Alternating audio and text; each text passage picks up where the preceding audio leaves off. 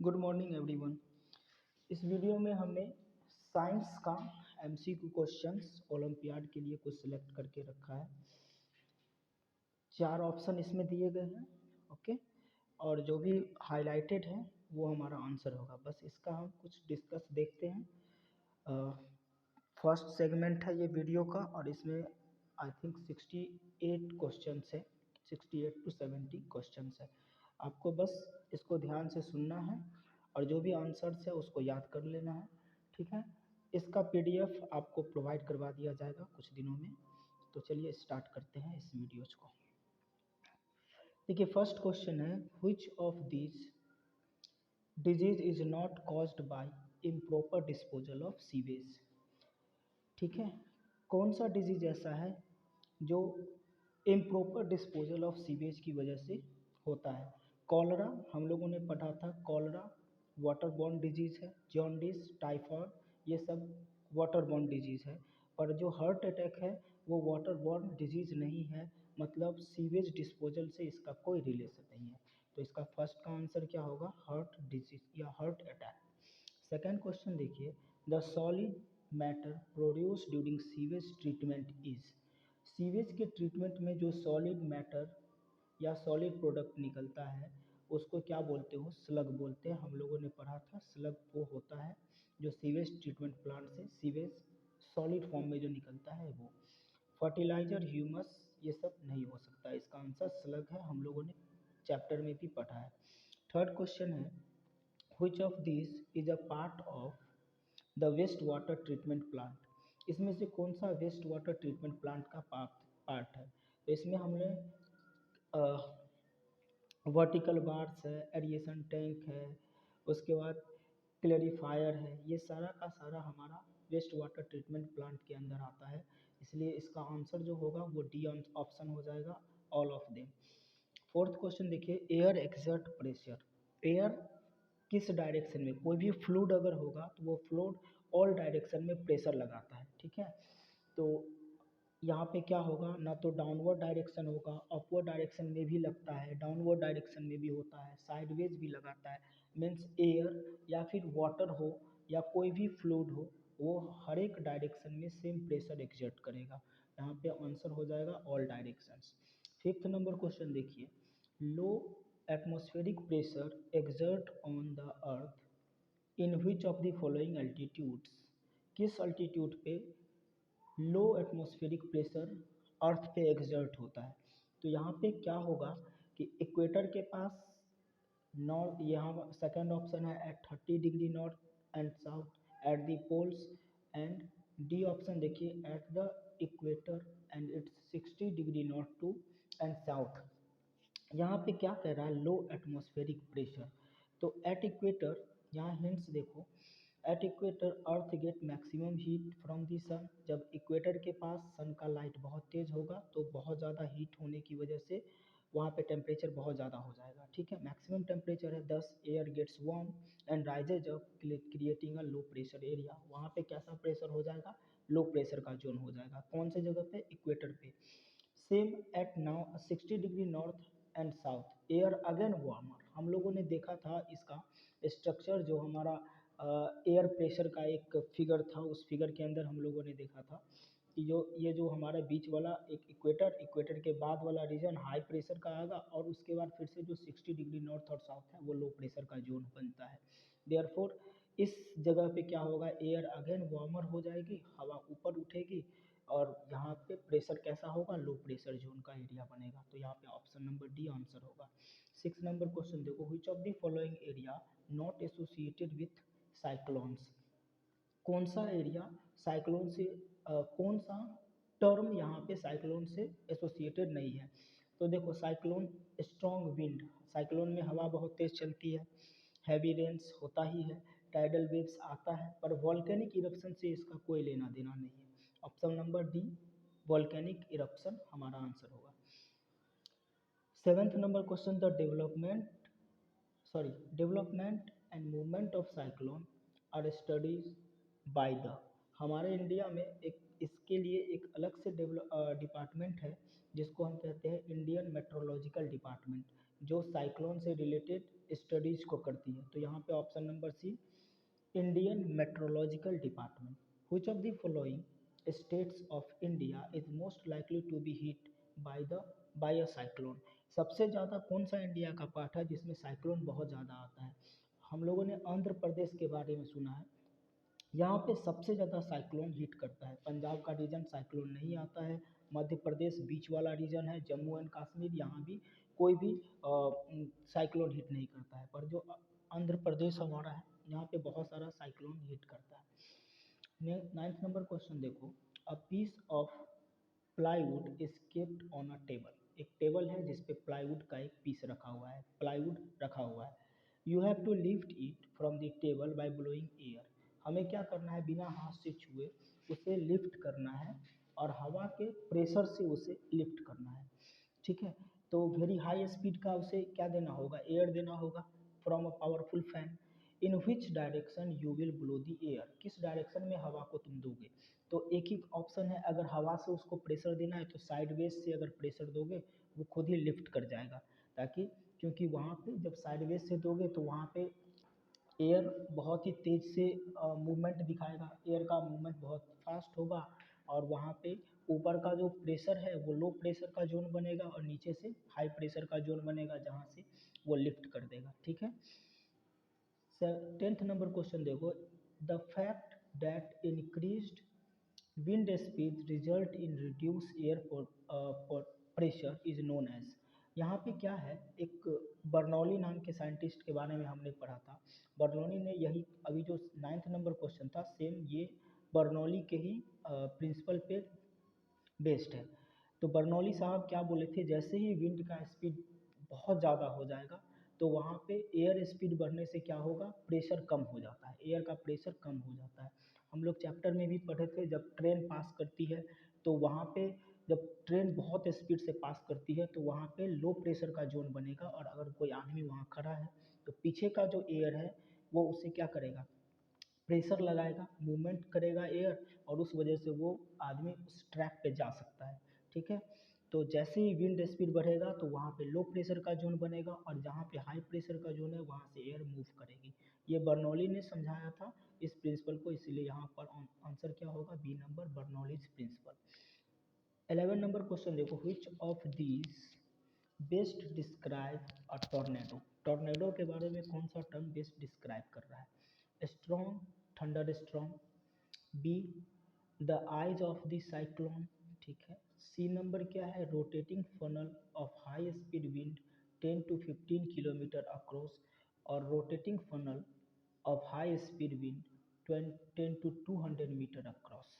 तो ये जो 10 to 200 मीटर के अक्रॉस में रोटेटिंग फनल बहुत हाई स्पीड से घूमती है, इसी को तो हम टॉर्नेडो बोलते हैं। यहाँ जो सी नंबर ऑप्शन है वो किलोमीटर लिख दिया है, 10 to 15 किलोमीटर अक्रॉस, ये बहुत ज़्यादा हो जाता है। 10 to 200 मीटर के अक्रॉस में वो फनल जैसा घूमता रहता है बहुत ही हाई स्पीड से, जिसको टॉर्नेडो बोलते हैं। 12th नंबर क्वेश्चन देखो, when you feel your pulse what you actually feel is blood resulting through.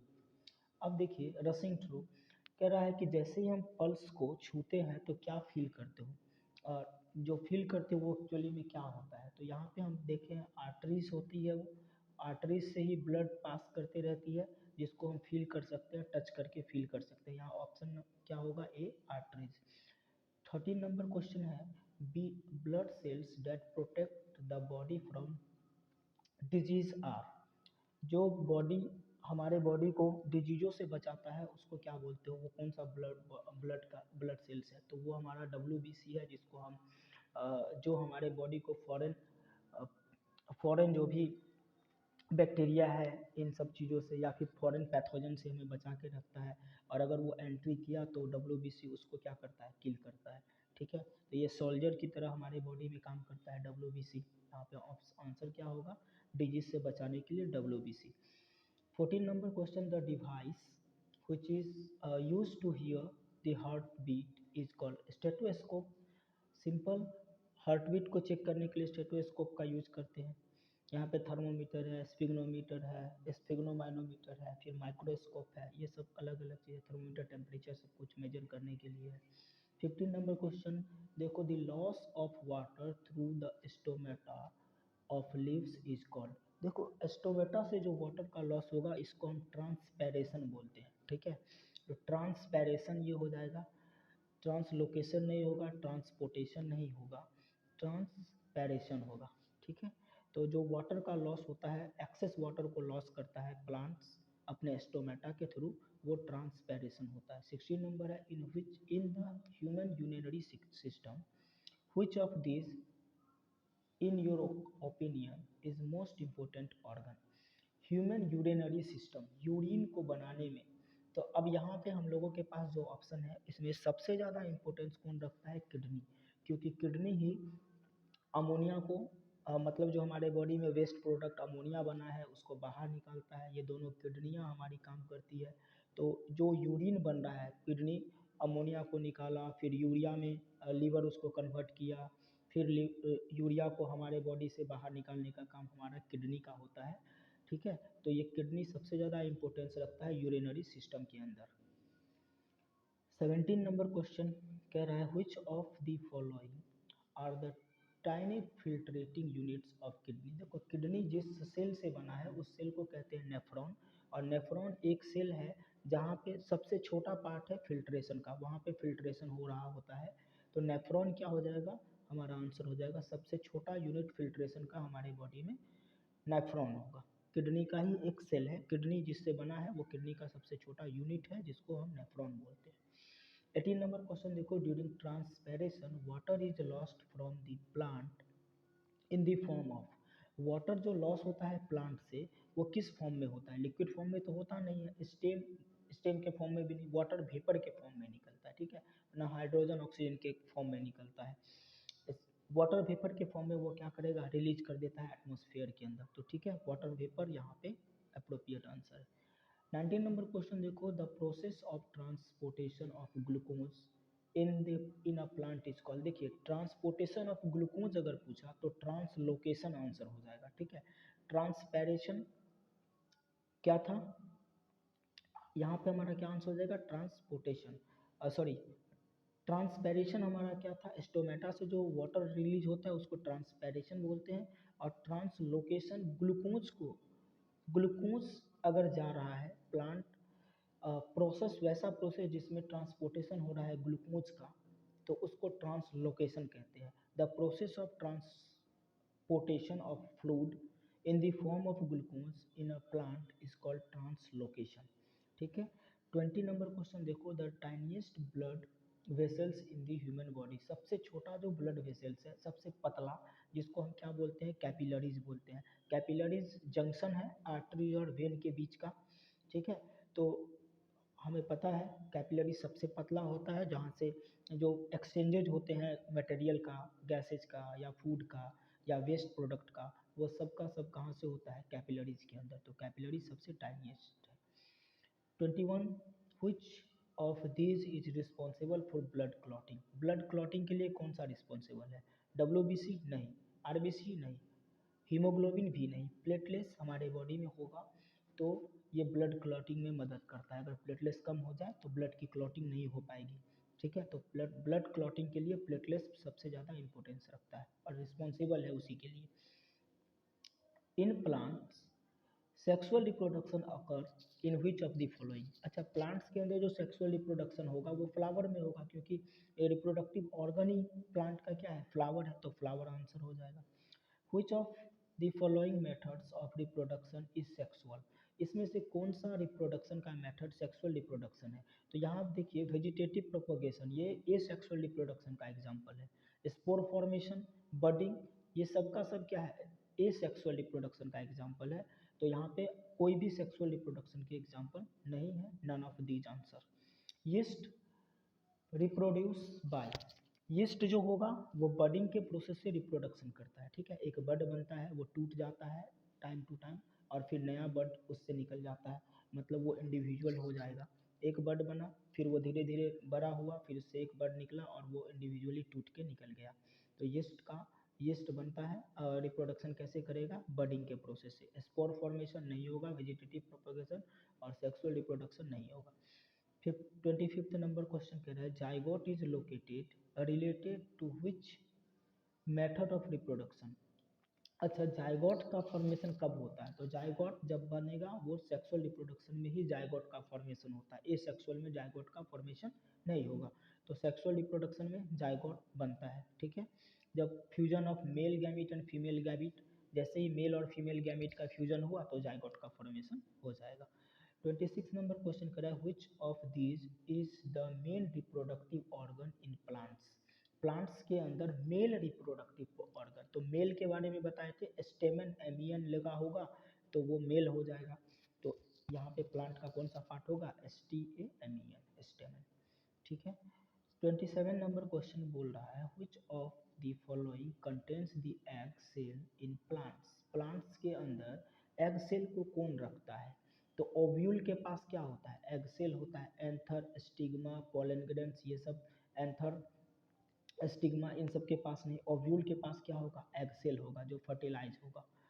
28 number question बोल रहा है which of this develop into a seed. Seed में कौन सा डेवलप हो जाता है, तो ओव्यूल क्या होगा, सीड बनेगा, और ओवरी क्या बनेगा, फ्रूट बनेगा। हम लोगों ने क्लास में डिस्कस किया था, ओव्यूल सीड बनेगा, ओवरी क्या बनेगा, फ्रूट बनेगा, ठीक है। पोलन ग्रेन्स, पोलन ट्यूब, ये बस रिप्रोडक्शन के में हेल्प करेगा।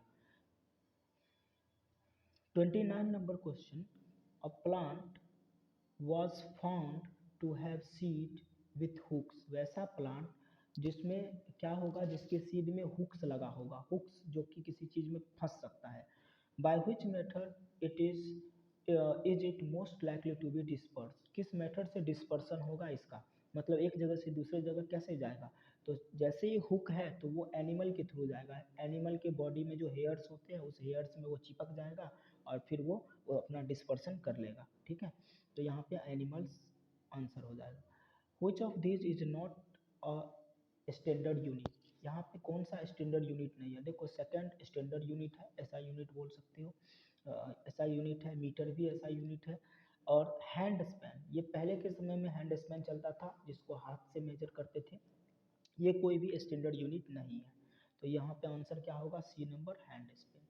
विच of the following instrument measures time most accurately. कौन सा ऐसा इंस्ट्रूमेंट है जो टाइम को बहुत ही ज़्यादा एक्यूरेटली मेजर कर सकता है, तो देखो सनडायल कर नहीं सकता है, पेंडुलम क्लॉक और वॉच जो हमारे यहाँ है बैलेंस व्हील का, वो भी नहीं कर सकते। क्वार्ज वॉच जो होगा वो टाइम को बहुत ही ज़्यादा अप्रोप्रिएटली मेजर कर सकता है, ठीक है। एक सेकंड का, सेकंड के अंदर के पार्ट्स को भी वो मेजर कर सकता है, मतलब मिली सेकंड को भी मेजर करने की ये कैपेसिटी रखता है। तो क्वार्ट्ज वॉच क्या होगा, आंसर हो जाएगा। Which of this is closest to uniform motion. कौन सा ऐसा है जो यूनिफॉर्म मोशन के क्लोजेस्ट है, तो देखिए यूनिफॉर्म मोशन एक समान चाल क्या होगा, एक समान रूप से चलना। Car travelling on a straight road, empty road, अगर कोई रोड स्ट्रेट है और एम्प्टी है तो कार आसानी से यूनिफॉर्म मोशन में चल सकता है। Equal distance in equal interval of time, इसी को तो यूनिफॉर्म मोशन बोलते हैं। तो जब कार एक स्ट्रेट पाथ पे चल रहा हो, स्ट्रेट रोड हो और साथ में वो रोड एम्प्टी हो तो ब्रेक नहीं लगा सकते हैं और एक ही मोशन में हम उसको यूनिफॉर्म मोशन में चला सकते हैं। तो यहाँ पे answer number C, car travelling on a straight empty road, ठीक है। बिजी रोड पे आंसर नहीं हो सकता है क्योंकि फिर ब्रेक लगाना होगा। कर्व पाथ पे हम कर नहीं सकते हैं, कर्व पाथ पे भी यूनिफॉर्म नहीं हो सकता है, यूनिफॉर्म एक्सेलरेटेड हो जाएगा उस कंडीशन में।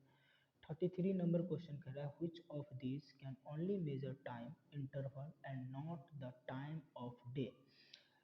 टाइम इंटरवल को कौन सा मेजर कर सकता है, तो यहाँ पे एक ऑप्शन है सैंड क्लॉक। ये सैंड क्लॉक क्या कर सकता है, टाइम इंटरवल को मेजर कर सकता है, न कि टाइम को, 1 घंटा 2 घंटा नहीं, टाइम इंटरवल को कितने देर तक, मतलब अप्रोप्रिएट टाइम को नहीं बता सकता है यहाँ पे, ठीक है। तो सैंड क्लॉक हमारा क्या होगा, टाइम इंटरवल को बता सकता है। It only measures the fix time interval and not the time of day. Day के पूरे दिन भर में कितना बज रहा है ये सब चीज़ें नहीं बता सकता है, पर ये बता सकता है कि कितना घंटा चला है ये टाइम इंटरवल को बता सकता है। Which of these is true, इसमें से कौन सा ट्रू है। एक फॉर्मूला है distance equals to speed into time, ये मैथ में भी पढ़े होंगे। डिस्टेंस इक्वल्स टू क्या होता है, speed into time, B number answer हो जाएगा। The distance time graph of a car is plotted with time on x axis. देखो एक डिस्टेंस टाइम ग्राफ है, प्लॉट करा है, एक्स एक्सिस पे क्या करा है, वो टाइम को डाला है, and distance on y axis पे डिस्टेंस को रखा है। अब क्या कंडीशन है, the graph is straight line parallel to x axis. अगर एक्स एक्सिस के पैरेलल ग्राफ स्ट्रेट लाइन बन रहा है, which of the following is true about the car. तो यहाँ पे क्या कहा, एक्स एक्सिस पे टाइम है और वाई एक्सिस पे डिस्टेंस है, और वो ग्राफ कैसा बना है, स्ट्रेट बना है और पैरेलल एक्स एक्सिस के बना है। मतलब एक्स एक्सिस के पैरेलल है तो जो डिस्टेंस फर्स्ट सेकंड में होगा और 10वें सेकंड में या फिर एक्स सेकंड में जितना डिस्टेंस होगा वो सेम का सेम रहेगा। मतलब वाई एक्सिस पे सेम डिस्टेंस को मेजर कर रहा है, इसका मतलब है कि टाइम के चेंज होने पे वो डिस्टेंस को चेंज नहीं कर रहा है। मतलब वो जो कार है इट इज़ नॉट मूविंग, वो रेस्ट में है, मूव नहीं कर रहा है। यहाँ पे ऑप्शन क्या होगा, C, it is not moving. 36 number question है, the image found by a plane mirror is.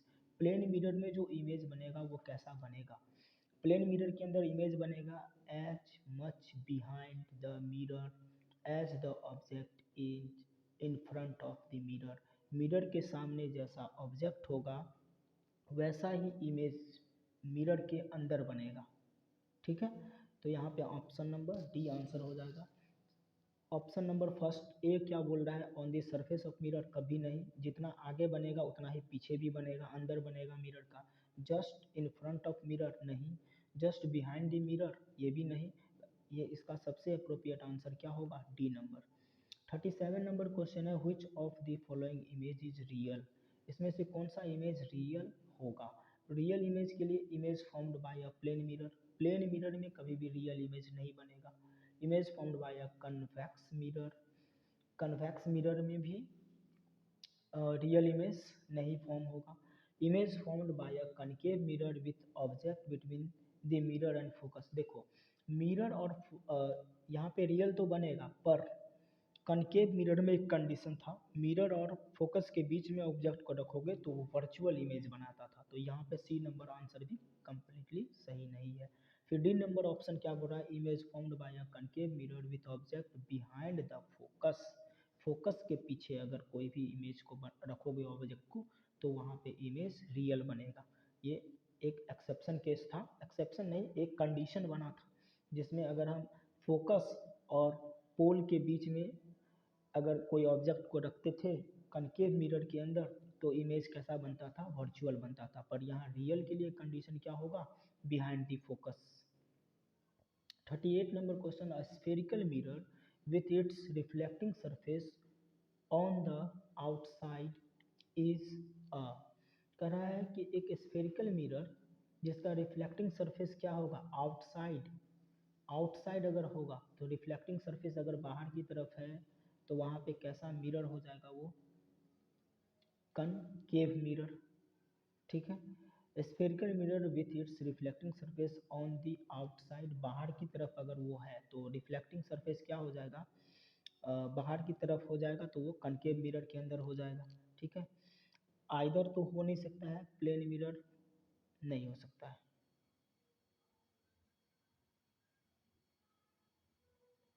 39 number question है, virtual image formed by a plane और अ स्फेरिकल मिरर। एक virtual image formed by a plane और a spherical mirror.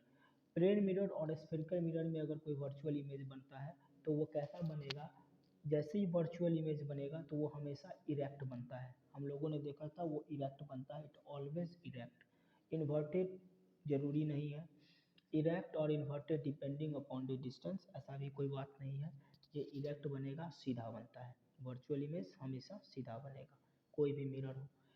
If a concave mirror forms a real magnified image of an object, कोई भी concave mirror है और वो real magnified image बना रहा है एक तो रियल बना रहे हैं और मैग्नीफाइड बना रहे हैं, बहुत बड़ा बना रहे हैं। द ऑब्जेक्ट इज लोकेटेड, तब बताओ पोजीशन क्या होगा उसका। तो कनकेव मिरर में अगर ऐसा कंडीशन है जिसमें इमेज बहुत बड़ा बन रहा है, मैग्नीफाइड बन रहा है ऑब्जेक्ट का, तो उस कंडीशन में between focus and centre of curvature C के बीच में, अगर फोकस और सेंटर ऑफ कर्वेचर के बीच में ऑब्जेक्ट को पुट करोगे तो तब जाके आपको वो कैसा बनेगा, रियल इमेज बनेगा और मैग्नीफाइड इमेज बनेगा ऑब्जेक्ट का। ठीक है। 41 नंबर क्वेश्चन है, at what position of the object does a convex lens act as a magnifying glass. Convex lens अगर मैग्नीफाइंग ग्लास के जैसे कब वर्क करता है, किस पोजीशन पे, तो वो जब हम ऑब्जेक्ट को फोकस और उसके सेंटर के बीच में, ओ के बीच में, एफ और ओ के बीच में रखते हैं ऑब्जेक्ट को, तब वो मैग्नीफाइंग ग्लास की तरह काम करेगा, उसका बड़ा बड़ा फोटो दिखाएगा। जैसे हमारे पास अगर लेंस है तो उस लेंस को जब पास में ले जाओगे ऑब्जेक्ट का, या फिर कोई भी लेटर को देखना है तो वो लेटर बड़ा करके दिखाता है। तो एफ और ओ के बीच में जब पुट करोगे तो ये मैग्नीफाइंग ग्लास की तरह वर्क करेगा। Which of the following image can a convex lens not produce? कौन सा इमेज है जो कन्वेक्स लेंस प्रोड्यूस नहीं कर सकता है। तो कन्वेक्स लेंस रियल मैग्नीफाइंग कर सकता है, वर्चुअल मैग्नीफाइड भी कर सकता है, पर इरेक्ट और डिमिनिश्ड कभी भी नहीं कर सकता है। यहाँ पे आंसर सी नंबर आंसर हो जाएगा। कौन सा, कन्वेक्स लेंस नहीं प्रोड्यूस कर सकता है इरेक्ट और डिमिनिश्ड, धुंधला। 43 number question, band of which of these colors is not seen in a spectrum। Spectrum में विबजियोर हम लोगों ने देखा था जहाँ पे कोई भी पर्पल नाम का कलर नहीं था, ग्रीन था, येलो था, रेड था, पर पर्पल नाम का कोई कलर नहीं था, ये स्पेक्ट्रम में आता ही नहीं है। तो यहाँ पे answer C number purple. Which of the following is true for a convex mirror? Convex mirror में कौन सा ट्रू है। It is only a virtual, it can only form virtual image, क्या है, कौन सा कन्वेक्स मिरर के अंदर सही है। तो कन्वेक्स मिरर में देखिए, it can only form virtual image, सही बात है कि कन्वेक्स मिरर हमेशा वर्चुअल इमेज को ही बना सकता है, रियल इमेज कभी नहीं बनाएगा। तो यहाँ पे और ऑप्शन पढ़ने की कोई भी आवश्यकता नहीं है, आंसर ए आंसर हो जाएगा। 45 which of the following cannot split light into the 7 colors। कौन सा ऐसा है जो कि 7 कलर्स में लाइट को स्प्लिट नहीं कर सकता है। तो डायमंड कट, अगर डायमंड को देखोगे तो वो चमकते रहता है, वो क्या करेगा, स्पेक्ट्रम शो करता है, लाइट को 7 कलर्स में ब्रेक कर देता है। प्रिज्म तो ऐसा करता ही है, वाटर का ड्रॉपलेट भी ऐसा काम करता है, तभी जाके रेनबो बनता है, पर कन्वेक्स लेंस ऐसा नहीं कर सकता। यहाँ पे कोई भी स्पेक्ट्रम नहीं बनाता है, जैसे इस लाइट को पास करोगे कन्वेक्स लेंस से, वो लाइट को वैसा ही बाहर की तरफ पास कर देगा, पर वो कोई भी स्पेक्ट्रम के जैसे 7 कलर्स में स्प्लिट नहीं करेगा लाइट को। 46 नंबर क्वेश्चन है, which of these is not a circuit element। Circuit element, इसमें से कौन सा सर्किट एलिमेंट नहीं है। देखिए, सर्किट में बैटरी चाहिए, रेसिस्टर चाहिए, वोल्ट मीटर भी चाहिए, पर पोटेंशियल डिफरेंस जो होगा ना, वो कोई मतलब ऐसा इंस्ट्रूमेंट नहीं है कि पोटेंशियल डिफरेंस को डाल। पोटेंशियल डिफरेंस एक्चुअली में होता क्या है, difference between potentials of two terminal, दो टर्मिनल के बीच में कितना वोल्टेज का डिफरेंस है या कितना पोटेंशियल का डिफरेंस है, उसी को पोटेंशियल डिफरेंस बोलते हैं। तो यहाँ पे कोई एक इंस्ट्रूमेंट नहीं है पोटेंशियल डिफरेंस, ठीक है, तो ये सर्किट एलिमेंट में नहीं आएगा, option number A. 47 number question है, the necessary requirement for a fuse wire is.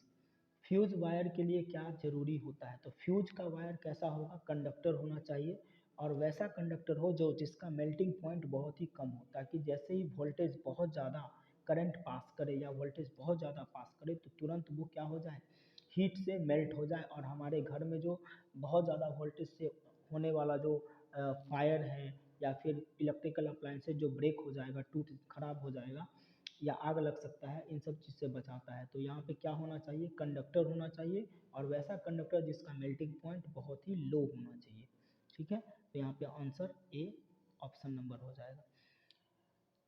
The strength of magnetic field due to a solenoid can be increased by. Strength of magnetic field का जो strength है किसी भी solenoid में कैसे बढ़ा सकते हो। तो सोलेनॉइड के सोलेनाइड क्या हुआ था, हम लोग देखे थे सोलेनाइड एक बार मैग्नेट जैसा था या लोहे का था जिसके ऊपर हम कॉइल को राउंड किए थे। ठीक है, तो यहाँ पे ऑप्शन नंबर ए है, increasing the number of turns in a solenoid. Number of turns को जैसे ही बढ़ाओगे तो उसका मैग्नेटिज्म बढ़ जाता है, तो मैग्नेटिक फील्ड भी बढ़ जाएगा, तो ये तो आंसर होगा ही। Increasing the current of solenoid, solenoid में जब हम करंट को बढ़ाएंगे तो मैग्नेटिक फील्ड ऑलरेडी बढ़ जाएगा, ये भी आंसर होगा। Winding the solenoid around a magnetic material, अगर मैग्नेटिक मटेरियल के ऊपर सोलेनाइड को वाइंड अप करते हो तब भी उसका क्या होगा, मैग्नेटिक फील्ड प्रोड्यूस होगा, तो ऑल ऑफ दीज आंसर हो जाएगा।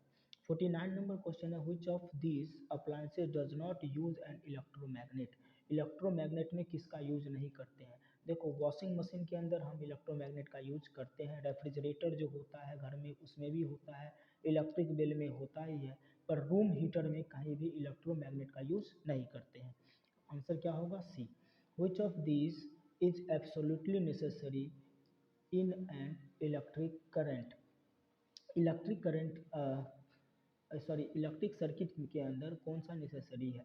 यहाँ पे बल्ब चाहिए ही, स्विच चाहिए, वोल्टमीटर चाहिए, कनेक्टिंग वायर चाहिए, पर इन चारों ऑप्शन में अगर देखोगे तो सबसे ज़्यादा नेसेसरी हमारा कनेक्टिंग वायर होगा।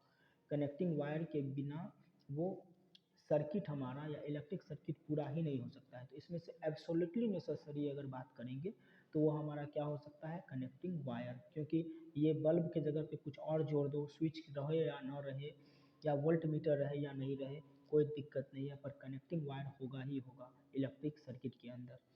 51 क्वेश्चन है, the same current is passed through the following which will show the strong magnetic strength, अगर सेम करंट को पास करेंगे इन सब में तो किस में सबसे ज़्यादा मैग्नेटिक करंट प्रोड्यूस होगा, मैग्नेटिक इफेक्ट या मैग्नेटिक स्ट्रेंथ को दिखाएगा। तो यहाँ पे ऑप्शन ए है स्ट्रेट कंडक्टिंग वायर, एक वायर है स्ट्रेट है कंडक्ट कर रहा है, इसमें जो मैग्नेटिज्म होगा, या फिर वो क्वाइल है वायर का तो उसमें थोड़ा ज़्यादा होगा। सोलेनाइड है, लेकिन सोलेनाइड कैसा बना है, वुडन कोर, एक लकड़ी पे सोलेनाइड को लगाया है, तो लकड़ी अगर है नीचे वुड है तो वहाँ पे ज़्यादा स्ट्रेंथ नहीं बनेगा, केवल और केवल सोलेनाइड का होगा। पर अगर सोलेनाइड को हम आयरन कोर के ऊपर वाइंड अप करते हैं तब उससे इलेक्ट्रिसिटी पास करेंगे तो सबसे ज़्यादा स्ट्रॉन्गेस्ट मैग्नेटिक स्ट्रेंथ को शो करेगा। यहाँ पे आंसर क्या होगा, डी नंबर। 52 नंबर क्वेश्चन है, नॉन रिन्यूएबल रिसोर्सेज, वैसा रिसोर्स जिसको रिन्यू नहीं कर सकते हैं, can never be replace once they get used up, कभी भी यूज अगर ख़त्म हो गया तो कभी भी वो नहीं बन सकता है, ऐसा नहीं है, टाइम लगता है, मिलियंस ऑफ ईयर्स लगता है पर वो बनता है। बी नंबर ऑप्शन है, can be replaced but the time of replacement varies from a few hundred to millions of years, ठीक है, कुछ 100 साल से लेके मिलियंस ऑफ ईयर्स लग सकता है उसको रिन्यूएबल होने में। सी नंबर ऑप्शन है, can be replaced in 50 to 100 years, 50 से 100 साल के अंदर हम रिप्लेस कर सकते हैं, ऐसा भी नहीं है, 100 से 200 साल के बीच में अगर करना हो तो वो भी नहीं कर सकते हैं, इसको करने में फ्यू हंड्रेड से लेके मिलियंस ऑफ ईयर्स लग जाते हैं रिन्यू होने में, ठीक है। Which of these method does not result in conservation of water, conservation of water में कौन सा मेथड कौन does not result in conservation of water, ठीक है, इसमें ऑप्शन क्या है, using drip irrigation, drip irrigation method से हम वाटर का कंजर्वेशन कर सकते हैं, पर यहाँ पे कह रहा है नहीं कर सकते हैं, तो बी नंबर आंसर है रिसाइकलिंग ऑफ वाटर, इससे भी कंजर्वेशन होगा। Cutting vegetation so that less water is lost by transpiration, अगर हमें पानी को बचाना है, कंजर्वेशन करना है, तो उसके लिए अगर हम पेड़ को काट देंगे ताकि न पेड़ रहेगा और न ही ट्रांसपेरेशन होगा, और उस मेथड से अगर हम बचाने की कोशिश करें तो वो मूर्खता होगा, ये आंसर गलत होगा, ठीक है। यही वाला हमारे लिए क्या है, नहीं कर सकते हैं ऐसा, अगर वाटर कंजर्वेशन करना है तो पेड़ पौधा को काट के हम कंजर्व नहीं कर सकते हैं। ट्रांसपेरेशन अगर हो रहा है तो वो वाटर फिर से वाटर साइकिल के थ्रू हमारे ग्राउंड को जा रहा है। प्लांटिंग मोर ट्रीज, ज़्यादा से ज़्यादा पेड़ लगाएंगे तो भी कंजर्वेशन है वाटर का। 54 नंबर क्वेश्चन है, renewable resources need to be conserve because, renewable resource को हम कंजर्व करने की ज़रूरत होती है, क्यों, we should not use them faster than they are replenished by nature, nature हमें ये जो रिन्यूएबल रिसोर्स है जितने जल्दी बना के देता है उससे ज़्यादा तेज़ी से हमें यूज नहीं करना चाहिए। ठीक है, जितना स्पीड से वो बन रहा है अगर उससे ज़्यादा फास्ट से हम उसका यूज करें तो एक टाइम आएगा वो हमारे यहाँ से ख़त्म हो जाएगा। तो आंसर ए सही होगा। 55 नंबर क्वेश्चन है, how much of the earth surface is covered with water. हम लोगों ने पढ़ा था वाटर से कवर्ड है हमारा अर्थ 3/4 भाग, अबाउट 3/4। यहाँ ऑप्शन नंबर बी देखो और ऑप्शन नंबर सी देखो, दोनों सेम सेम है। क्या बोल रहा है C number, exactly 4 times. Exactly means कि पक्का 100%, 3/4 3/4 भाग। तो ऐसा नहीं है 3/4 भाग तो है पर अप्रॉक्स है, अबाउट 3/4 है। ठीक है, एग्जैक्टली हम नहीं बोल सकते हैं, इसीलिए ऑप्शन नंबर बी होगा, अबाउट 3/4, न कि एग्जैक्टली 3/4 आंसर होगा। ठीक है, 55 का क्या होगा, बी। 56 है, as a natural resource ground water is renewable and exhaustible. Natural resource के फॉर्म में अगर हम ग्राउंड वाटर की बात करें तो ग्राउंड वाटर रिन्यू हो सकता है और एग्जॉस्टेबल है, एग्जॉस्ट भी हो सकता है। ठीक है, ख़त्म भी हो जाएगा पर वो बहुत जल्दी रिन्यू भी हो जाता है। Renewable and inexhaustible, non renewable and exhaustible, ये सब ऑप्शन गलत है। रिन्यूएबल है, एग्जॉस्टेबल है। ठीक है, वो फिर से बन सकता है। 57 है, the water table in an area will go down when. Water table किसी एरिया का नीचे चला जाएगा, कब हो जाएगा, when we do not use ground water. Ground water का यूज नहीं करेंगे तो वाटर टेबल कभी नीचे नहीं जाएगा, ये ऑप्शन गलत। We use ground water slowly then it is replenished. अगर वाटर को हम धीरे धीरे यूज करें और उससे ज़्यादा वो रिप्लेनिस्ड हो रहा है तब भी ग्राउंड वाटर टेबल कभी भी नीचे नहीं जाएगा। इसके लिए क्या होगा, we use ground water faster then it replenished. जितनी तेज़ी से वो मतलब अपनी भरपाई कर रहा है उससे ज़्यादा तेज़ी से अगर हम ग्राउंड वाटर को यूज करेंगे तब वो क्या होगा, वाटर टेबल नीचे चला जाएगा। Option number C answer. The boiling and melting points of water are, देखो बॉइलिंग पॉइंट कौन सा होगा जिस पे वाटर बॉयल करता है, तो 100 डिग्री सी पे वाटर बॉयल करेगा। मेल्टिंग पॉइंट क्या होगा, 0 डिग्री सेल्सियस आइस है, आइस के बाद 0 से जैसे ही आगे बढ़ेंगे वहाँ से बर्फ पानी बनना शुरू हो जाएगा, मेल्ट करना शुरू होगा। तो melting point 0 degree, boiling point 100 degree C. ठीक है, ये ऑप्शन नंबर ए आंसर है, सेंटीग्रेड में है, सेल्सियस में। 59 है, which of these enable nutrients present in the bodies of plant and animal go back to the soil after they die। इसमें से कौन सा है न्यूट्रिएंट्स जो कि एनिमल हो या प्लांट के बॉडी में होता है जो उसके मर जाने के बाद फिर से सॉइल में चला जाता है, तो किसके मदद से जाता है। ठीक है, तो ये कौन सा करता है, हमारा डिकम्पोजर इसका काम करता है। डिकम्पोजर डिकम्पोज कर देगा, फिर से वो ह्यूमस बन जाएगा और ह्यूमस बनने के बाद सॉइल में मिल जाएगा। ठीक है, तो डिकम्पोजर का ये काम है। 60 नंबर क्वेश्चन है, the primary source of energy in nature is. सबसे प्राइमरी सोर्स जो नेचर में है एनर्जी का वो कौन है, सन है। सन से ही अल्टीमेटली पूरी अर्थ पे जो एनर्जी का सोर्स है वो सन है। सन से ही पेड़ पौधे हैं, वहाँ से ही हमें एनर्जी मिलता है। चाहे कोई भी एनर्जी हो, विंड एनर्जी हो, वाटर एनर्जी हो, कोई भी एनर्जी की बात कर लो, वो सब का सब सोर्स अल्टीमेटली सोर्स कौन सा है, सन है हमारा। Sun is the main source of energy. 61 question है, which of the following does a forest pavement. यहाँ पे कौन सा है, तो यहाँ देखिए forest, following the forest prevent, forest कौन सा किसको प्रिवेंट करेगा, तो फ्लड को बचाता है फॉरेस्ट। सॉइल इरोजन को भी कम करता है, बचाता है, सॉइल को इरोजन होने से बचा लेता है फॉरेस्ट। वाटर टेबल को नीचे नहीं जाने देगा, ये भी सही है। फॉरेस्ट सब कुछ प्रिवेंट करता है, मतलब ऑल ऑफ दिस हो जाएगा। 62, which of the following does a forest not do। इसमें से कौन सा है जो फॉरेस्ट नहीं करता है, तो ऑक्सीजन की सप्लाई फॉरेस्ट देती है। कूल द एयर, हवा को ठंडा भी करता है फॉरेस्ट। इंक्रीज रेनफॉल, रेनफॉल को भी इंक्रीज करता है। पर सप्लाई कार्बन डाइऑक्साइड, पेड़ पौधा कभी भी कार्बन डाइऑक्साइड सप्लाई नहीं करता है। कार्बन डाइऑक्साइड को बदले में वो एब्जॉर्ब करता है अपनी फोटोसिंथेसिस के लिए। तो आंसर क्या हो जाएगा, B. Plant do not depend on animals for, plant कभी भी एनिमल पे डिपेंड नहीं होगा फूड के लिए, क्योंकि फूड वो खुद बनाता है, इसीलिए उसको ऑटोट्रॉफ बोलते हैं। तो प्लांट कभी भी फूड के लिए एनिमल पे डिपेंड नहीं होगा, एनिमल डिपेंड होता है प्लांट पे फूड के लिए, ठीक है। 64 नंबर है question, flow of energy in nature takes the following path. इसमें से कौन सा पाथ है जिसमें फ्लो ऑफ एनर्जी टेक्स करता है? अब देखिए, सन सबसे अल्टीमेट सोर्स ऑफ एनर्जी है।